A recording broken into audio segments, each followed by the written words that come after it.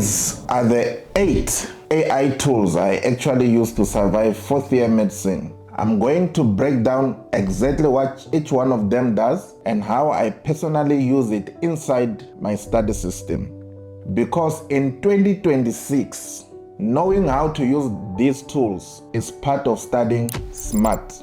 Here is the reality nobody talks about. The problem in medical school isn't finding information anymore. No.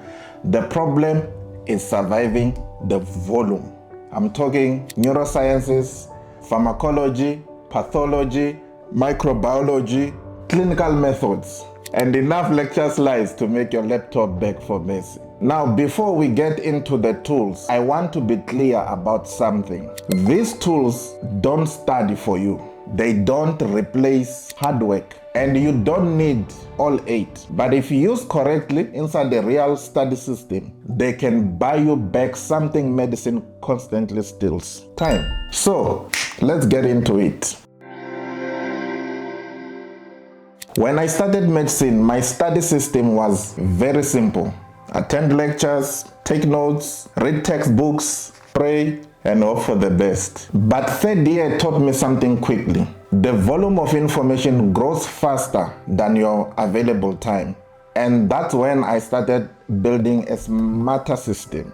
A few months ago, one of my pharmacology lectures told our class something that stayed with me to this day. He said, and I quote, "If you are a medical student in 2026 and you are not using AI, you are already behind." At first, I laughed, but the more I thought about it, the more I realized he wasn't saying AI replaces studying. He was saying students who learn to use modern tools effectively will have an advantage, not because they are smarter, but because they are more efficient. And here in medicine, efficiency matters.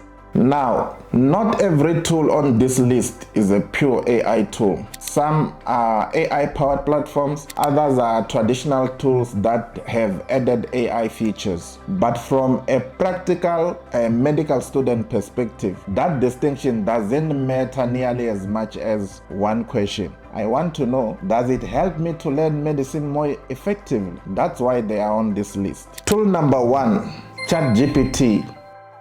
ChatGPT is probably the AI tool I use the most. Not because it gives me answers, but because it explains concepts. Personally, I use ChatGPT Plus. The reason is simple. As a medical student, I need deeper explanations. I need mechanisms, I need clinical reasoning, I need better context. Here's how I actually use it. I might prompt it, explain Parkinson's disease to a fourth year medical student using anatomy, pathology, and clinical correlation. Or I can prompt it to say, generate 20 pharmacology MCQs on beta blockers with explanations. ChatGPT has become my study partner, not a replacement for a study partner. Because let's be honest, anybody can memorize.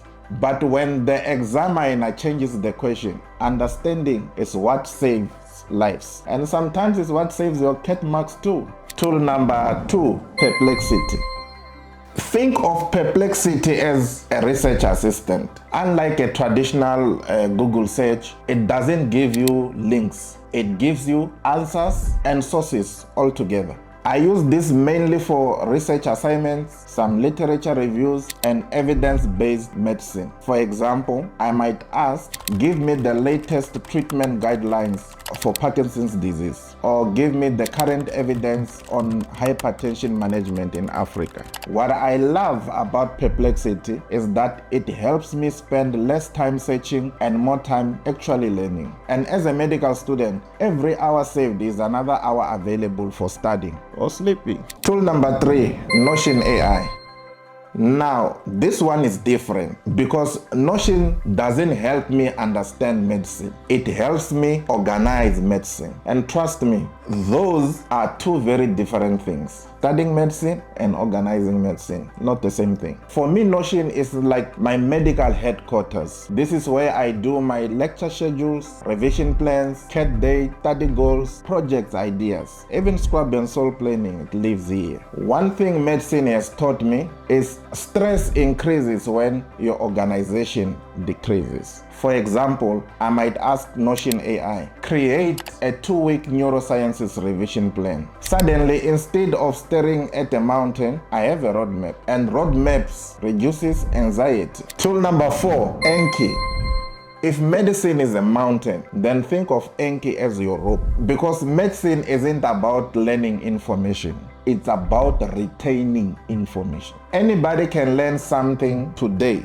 The challenge is remembering it next week. How about next month, next semester, or even next year? Anki uses spaced repetition, meaning it shows you information right before you are about to forget it. For an example, you might get a quiz. It says, what nerve supply the deltoid muscle? And then it will show you the answer is auxiliary nerve. Or what mechanism of action of metoprolol? And then it will say selective beta-1 blockers. This seems simple, but imagine you have thousands of facts, thousands. You see, you can't manage. That's medicine. The goal isn't studying harder. The goal is remembering longer. Tool number 5, NotebookLM.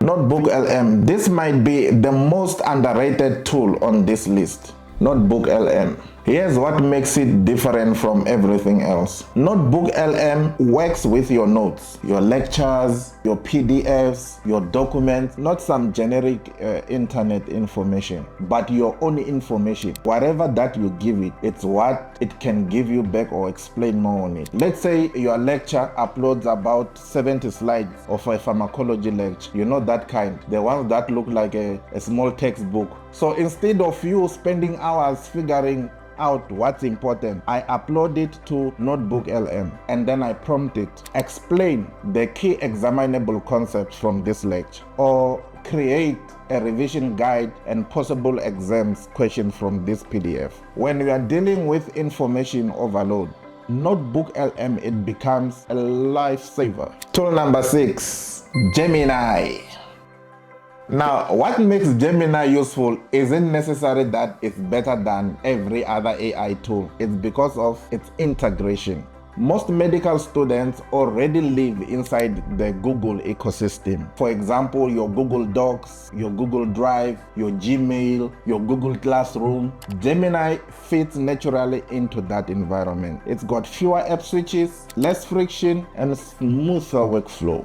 And remember, medicine is hard enough already. Any AI tool that reduces friction creates an advantage. Tool number 7, Gamma. This one is for presentations, because let's be honest, creating PowerPoint slides can take hours. You have to do formatting, designs, layouts, diagrams, references. Gamma speeds that process up significantly. So instead of spending most of your time designing slides, you spend that time understanding the content. I might ask or prompt it, create a professional presentation on malaria for an MBChB 4th year student. For seminars, group presentation, and teaching sessions, Gamma saves you serious time, because your goal is learning, not for you to be spending 3 hours aligning text boxes in a PowerPoint in 2026. Tool number 8, Claude. Now, I want to be honest with you about this one. I originally added Claude to this list because it handles long documents exceptionally well. I'm talking your long PDFs, your research papers, your lecture notes, and many other study material. When you are dealing with hundreds of pages of medical content, having an AI that can process, summarize, and organize information effectively, it becomes extremely valuable. But here's what I didn't expect. Claude actually helped me build this channel's entire content strategy. reviewing my analytics, diagnosing why my viewers were leaving early, restructuring my video script better for better retention, even writing the opening 90 seconds of my videos so that people actually stay. So when I say I use these tools personally, I'm not recommending something I've never tested once. I'm telling you what's actually inside my system like right now. And Claude is in there. Now, here's something important before I close. You don't need all 8 of these tools. I certainly don't use all 8 every single day, because here is the truth about tools. Tools without a system create distraction. It creates chaos. But tools inside the system, it will give you results. A student with one good system will outperform a student with 20 apps and no system every single time. And the most important thing AI will never replace is becoming a doctor, because patients don't need AI. Patients need clinical reasoning. They need judgment. They need empathy. They need wisdom. AI cannot sit next to a patient. AI cannot comfort a family. AI cannot hold a hand during delivery of a sad news to a family. Those are things that are uniquely human. But AI can help us learn more effectively, and in a degree as demanding as medicine. That matters. So those are the AI tools I use to survive medical school in 2026. 1. ChatGPT for understanding. 2. Perplexity, mainly for research. 3. Notion AI for organization. 4. Anki for retention. 5. NotebookLM for lectures. And 6. Gemini for Google Workflow. 7. Gamma for presentation. And lastly, 8. Claude for documents and strategies. These tools, they won't make you pass, but they can help you study smarter. And in medicine, small advantages compound over time. And before I go, I want to speak directly to every medical student watching this, especially the ones who are overwhelmed like right now, the ones who failed the CAT, I mean a continuous assessment test, the one staring at lectures at night wondering if they'll ever catch up. I want you to know this: you are not alone. Every medical student has moments where they doubt themselves, myself included, and every medical student has moments where they want to quit. But remember, medicine was never meant to be easy. That's why so few people, they choose this path. So if you are still here, if you are still fighting, you are already proving that you belong. Keep showing up, one lecture, one topic, one day at a time. Because one day, all of this effort will become somebody else's healing. If you want to go deeper into the study system behind these tools, I've put up 2 videos here that complete this picture. One, how I survived third year medicine, the 5-study hack system, and how I study when motivation is gone, my discipline system. Together, those 3 videos are the full system. And if this video helped you, please subscribe.